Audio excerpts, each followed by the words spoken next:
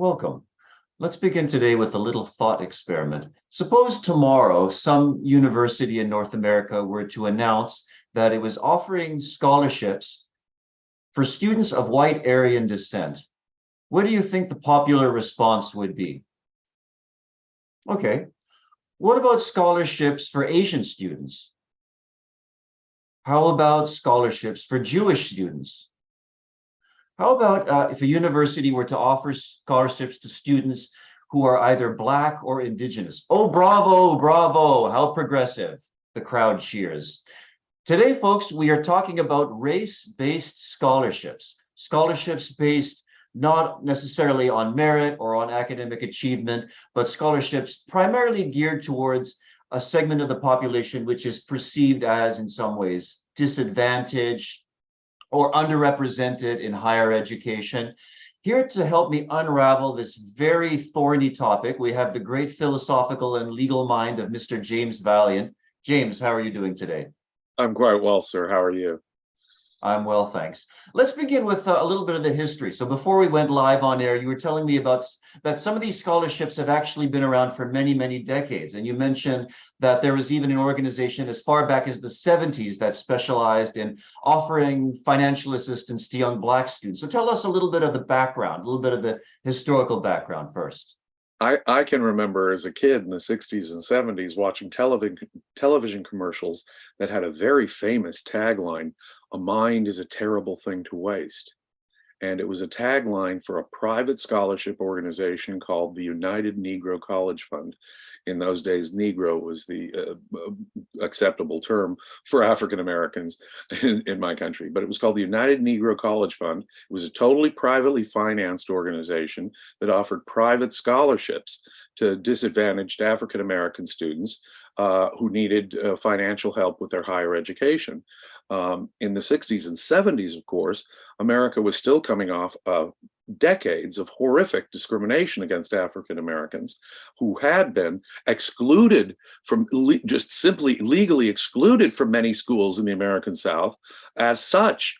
And so, you know, and there also been a tradition in the United States of traditionally Black universities and colleges, or traditionally women's colleges, with the idea that, again, it would be better for certain groups to have an environment which was non-discriminatory and a place that would give a leg up to to groups that had been previously disadvantaged and in fact had been previously, sometimes even legally, prevented from obtaining an education. In those cases, you know, like for African Americans, Tuskegee or Brown, or for women, Vassar, Bryn Mawr, they're famous colleges in the United States designed discriminating for, specifically on the basis of race and sex to help these previously disadvantaged groups. If it's a private scholarship, if it's a private school, if they're not involved in some massive government program about this, then it seems to me that they can discriminate on the basis of race or gender or sexual preference or anything they want if they believe they need to just account for previous discrimination. And at one time, it seems to me, that seemed to be a perfectly rational motivation to help disadvantaged minority students who had faced discrimination in education.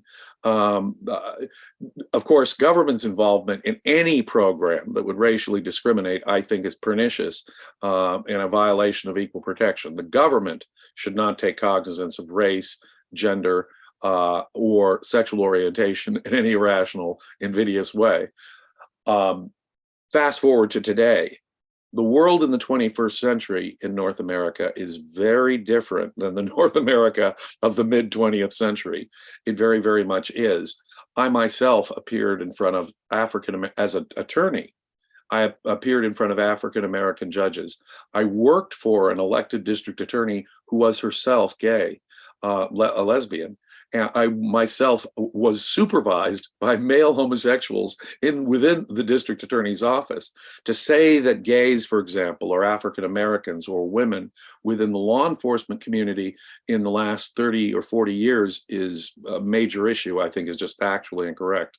In a conservative American community like San Diego County, California, for California, believe me, it's the comparatively conservative place, for them to have, in effect, conservative African-American judges, supervisors, elected district attorneys, that sort of thing, shows how far we've come, and gays and women, shows how far we've come.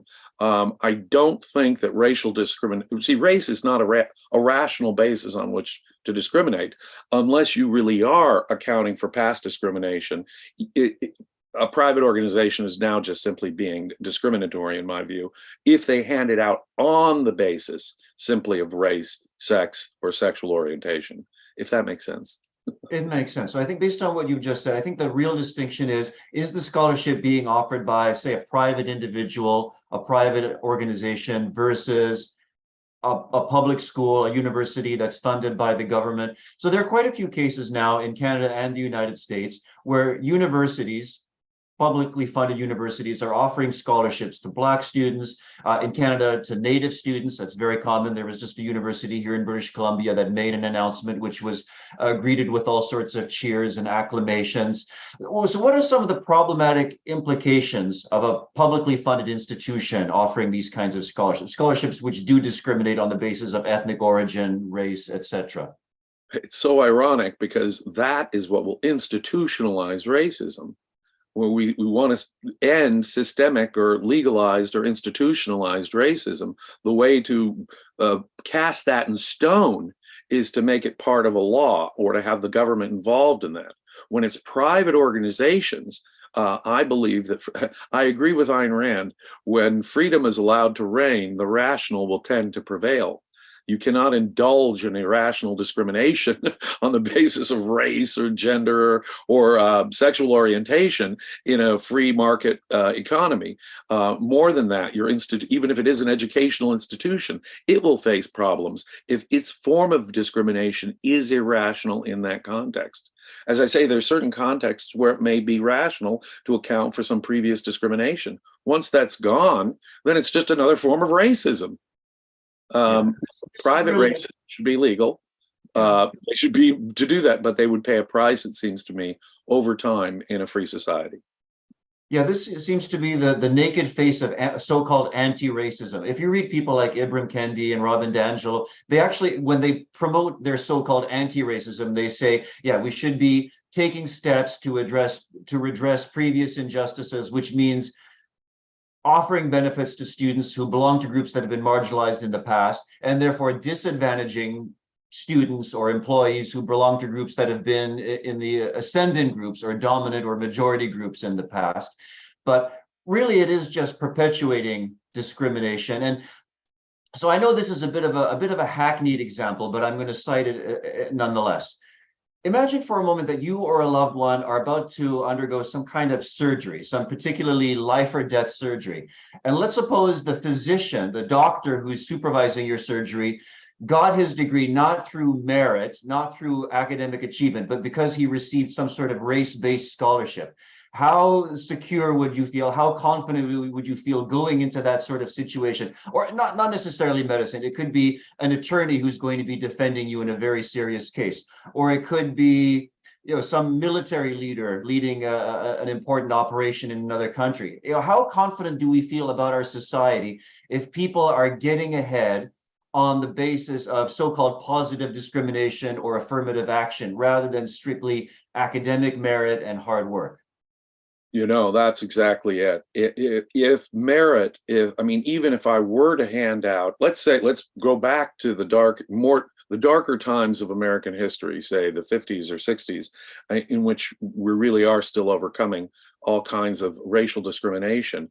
Even if I were to give a scholarship to help disadvantaged African Americans, I would have merit-based into it. I would not be giving out the scholarship to kids who didn't have good grades or didn't perform well in some have some kind of achievement, some kind of outstanding, something that made them stand out. I mean, it shouldn't be just on the basis of race. That's just racism. The recipients should be deserving, in other words, and the situation should really be trying to account for some kind of injustice out there. When both of those factors are involved, if it is just on the basis of race, you're going to, now it's the scholarship end is perhaps a little less invidious because it's just getting in and paying for it. The standards at the school itself are also extremely important. What we see today so often is the lowering of educational standards, the lowering of employment requirements, just so we can get disadvantaged groups in. For example, if a woman is trying to be a firefighter, or if a woman is trying to be a combat officer, it makes no sense to lower the physical demand, those are physically demanding jobs, to lower the physical standards just to let more women in. Nor would it make sense to say, because the Chicago public school system is so rotten and produces so many illiterates, that we should, just because they're African American and illiterate, we should give them a full scholarship to Harvard to study, quantum mechanics. It makes absolutely no sense. The point you make is really good. Do we want our surgeons, our trial lawyers, our teachers, I mean, the people that we really need competence on, do we really want to lower our standards ever for that? And it seems to me, when it comes to things like scholarships, merit should always be a factor, even in those unusual contexts in which we're trying to make up for some kind of previous injustice. And as I say, by the 21st century in North America, I think we've largely overcome institutional or systemic racial discrimination, sexual discrimination. We may have some further places to go when it comes to sexual orientation, but the point is, those by themselves are not criteria for letting someone in alone. They can never be. And in our context, as I say, where we have openly gay American cabinet officials, multiple women and African Americans on the Supreme Court, that's an entirely different context. Race has now faded, in a sense, as a significant factor in America, despite what the left is telling us. And if merit should have always been included, merit should now be the fundamental, not the group you belong to. It seems to me, even if I were just a private person with a private scholarship, and again, I'm making the distinction here. If it is a private scholarship at a private school, heck, they can be invidious in their discrimination. They can say only jihadist Muslims can get into our private school if they want. Only jihadist Muslims qualify for our scholarship. Now, I would find that particularly pernicious. I would never support it. But as a private organization, they should be free to do that, if that makes sense. Absolutely, it does. And to be clear, I mean, we're both strong supporters of the idea of private individuals and organizations offering assistance to people who come from any kind of disadvantaged background, who are hardworking and deserving. In fact, there's a wonderful essay by Ayn Rand which talks about this very topic. It's tax credits for education. I believe that's in The Virtue of Selfishness, where she talks about that private individuals should be encouraged to give financial support to deserving young students, and then they should receive tax credits, which will benefit them. So the donors are benefiting as well as the recipients. And that's a win-win situation, particularly if it's focused on merit, as you've pointed out. Let's just take a moment. Ayn Rand herself gave informal scholarships to students, male, female, Jewish, Christian, young, old. Ayn Rand herself had a private practice of giving loans or gifts to young students in whom she saw promise to help them complete their education. She definitely believed in private scholarships, and she sort of ran one herself among her friends and students. Absolutely. So there's an example of someone who talked the talk and walked the walk, which is extremely important. Let's just take a moment to check in with our producer, Daniel. Do we have any comments or super chats from our viewers at this point? We have a super chat from Jonathan. Thank you so much. And this is all so far. Okay, thank you very much for your generosity. Now, there's one specific case that caught my eye as I was doing some research for this topic. This happened, I believe, in 2019. There was a British entrepreneur, Sir Brian Thwaites, I believe was his name, who is, I think he's now in his 90s, and he offered a scholarship to a private school. That's important. He offered, as a private individual, he was offering a scholarship to a private school. If the money would be used specifically for underprivileged white boys, underprivileged white boys. And this gentleman, I think, grew up in a disadvantaged family himself. He wanted to help other people who came from similar circumstances. And here's the interesting thing. The private university, the private school that he was offering this scholarship to, turned it down. They refused it, saying that the conditions that were attached to it were unacceptable to them. However, here's an interesting comparison. Around the same time, a Black rap artist, whose name escapes me, offered a huge scholarship to Cambridge University for Black students, which was accepted. So it seems like there's a little bit of hypocrisy that a scholarship that's specifically going to underprivileged white boys is being turned down, but a similar scholarship offered to underprivileged Black boys is being accepted. Is there some sort of double standard here? Well, there's certainly a double standard there. But the question is it invidious and irrational in our current context? As I say, once upon a time in Great Britain, Canada, and the United States, there was all kinds of racial discrimination or religious discrimination or sexual discrimination. That is part of our history. There's no question about it. And let's be as try to be as factually fair as I can to this white scholarship guy. There are all kinds of poor kids who grow up in neighborhoods like Brixton in London or something, who do not have the resources, come from troubled backgrounds, and they are white and they're white males, and they have economic disadvantages that may make it harder for them to get the same kind of education that other people do in Great Britain. Yeah. Absolutely. Are there disadvantaged British or African American students? Absolutely. So the question is, at this stage in history in the English-speaking world, does it make sense to discriminate solely on the basis of race in either direction? Why not? Why don't we give it on the basis of achievement, merit, what the student seems to deserve, and how about financial need? As opposed to race. And in my world, there'd be no government subsidies for education, much less higher education, university education. University education is not a God-given right now.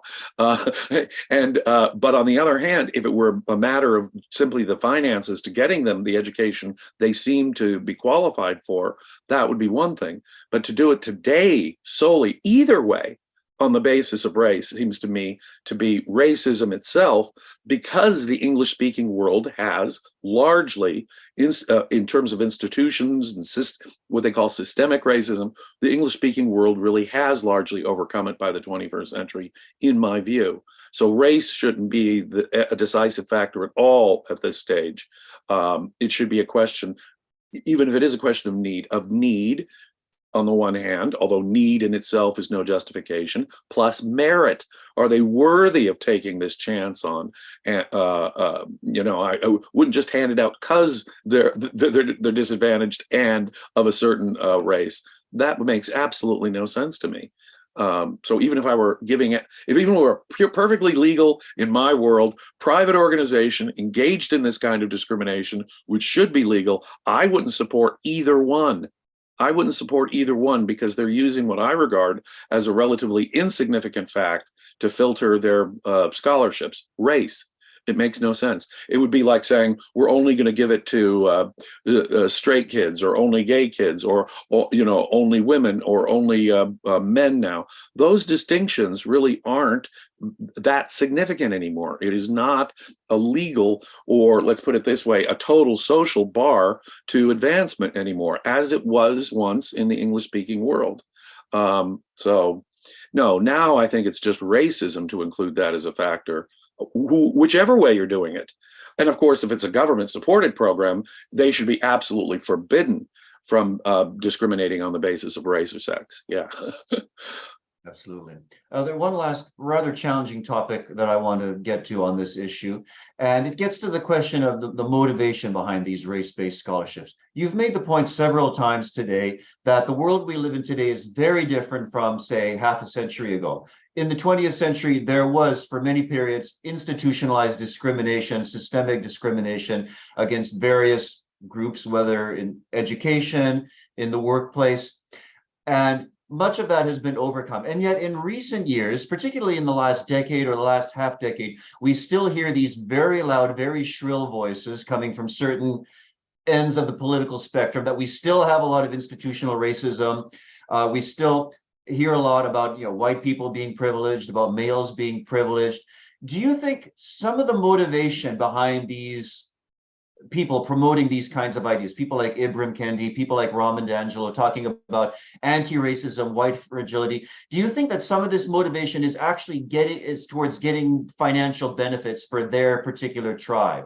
To use one specific example in my experience, so in Canada in recent years, we've been hearing a lot about the whole the native residential school system, how Native people have been excluded from various educational opportunities, various work opportunities.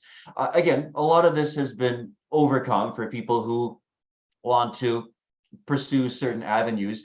But do you think that a lot of these complaints are primarily based on money, that they're primarily based on a desire to get some sort of benefits from the government and so on? Well, yeah, I think that for many of them, the proximate cause is to get money and power for their organization. No question in my mind. But it wouldn't be possible for them to make that pitch were it not for the philosophical preconditioning of certain ideas. People are still being trained to think that the world is primarily racially filtered society, that the civilized world hasn't made significant progress on these things. I mean, I think back to the late 1800s, if you were just a Jewish male trying to get into, say, Cambridge University or Harvard University, you'd have a hell of a time. And now a woman, my goodness, it took so long to get women into those organizations. But this isn't the 1800s, is it? It isn't even the 20th century, is it? The point is that some of the most prominent academics, some of the most prominent politicians on both sides of the pond are women, blacks, gays. So it is really hard to make the case today, for example, in my country, the very heart of the old Confederacy, the first state to secede from the Union to protect slavery in the American Civil War was South Carolina, the heart of the old racist Confederacy. Today, conservatives in South Carolina have now elected and re-elected an African-American senator. So if conservatives from the American South in the heart of old Dixie can elect and re-elect on a statewide level an African-American conservative senator, we've come a long way, baby, as the old cigarette ad used to say. And you can multiply this across the board. We've had an African-American president re-elected by clear majority. We've had multiple blacks on the Supreme Court. Homosexuals have come so far. As I say, there's really no bar to homosexuals being elected district attorney. I worked for one, or to being cabinet ministers for the United States. Our Secretary of Transportation is quite open about his husband and so forth. We have come so far. Transgenders are being intentionally placed into certain positions by the Biden administration. There are people who are pretending to be African Americans, or in the case of Senator Elizabeth Warren, pretending to be Native Americans, indigenous, in order to get an advantage.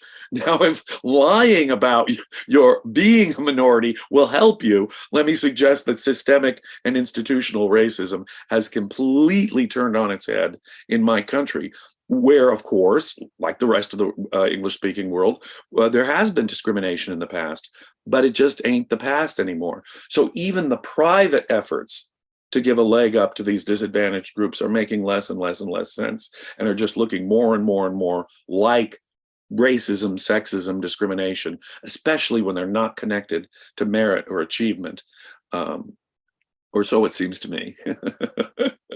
No, I think that sums it up beautifully. When rewards and advantages are severed from merit and achievement and hard work, that's really just a new form of racial discrimination. Right. And that Right. seems to be the direction in which we're headed. Let's Yes. check in one last time with our producer, Daniel. Any final comments, super chats, or any announcements for later on today? So we have two new super chats. First, thank you, adherent of Lady Columbia. He says, these people believe merit is white supremacy. Right. Yeah. Right. Yeah. Logic, objectivity, the concept of justice, demanding literacy. You're a racist if you have educational standards. All mathematics is now somehow discriminatory. We've reached an entirely insane level where logic, objectivity, and mathematics are considered racism. That's sick. That is Kantian subjectivism reaching a new perverse low, in my view. Yeah. Absolutely. And one more super chat from Richard. Thank you so much. He says, the way to fight racism and social justice discrimination is to promote such individualism as is espoused by Frederick Douglass and Booker T. Washington. Absolutely. Amen. Those And are two personal heroes, by the way. Two of the greatest Americans who ever lived. And a couple of quick announcements. So at 6 p.m. UK time, which is in 5 minutes, it's the reality show. Today's title is The Environmentalist Case for a Chinese Takeover. And I believe Nicolas is going to be on. Yes. And that's then got to be fascinating, Nicholas. And then at 9 p.m. UK time, it's HPTV with Harry Binswanger and special guest Jean Maroney on motivation. Harry and And- Jean, can't miss that. Yeah, sounds excellent. And also this Saturday, we are launching a philosophy forum.